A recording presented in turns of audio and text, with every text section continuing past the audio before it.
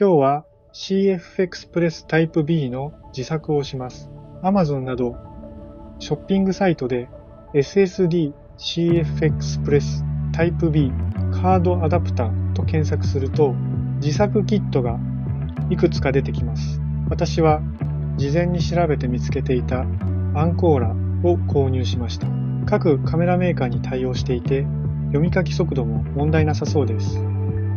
続いて SSD は NVMe M.2 タイプに230のものを買いましょう。自分の用途に合った容量を選んでください。私は2テラのものを買いました。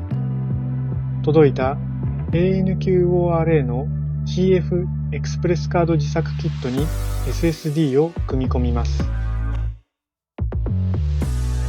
静電気に気をつけて装着してください。私はケースに入れたまま作業しましたが、外した方が作業しやすいです。では、出来上がったカードをカメラにセットして動作確認をします。カードを初期化して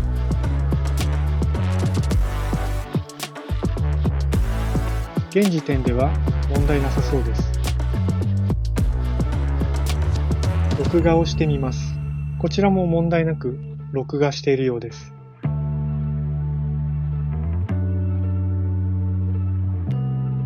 録画したものを再生してみます。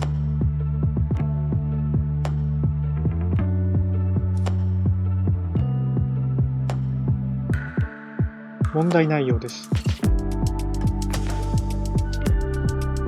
画面表示は2時間5分でカンストしているようです。設定画面で録画画質やフレームレートを変更すると録画時間が変わっているので CF Express に問題はなさそうです。あとは使い込んでみて数ヶ月後にまたレポートできたらと思います。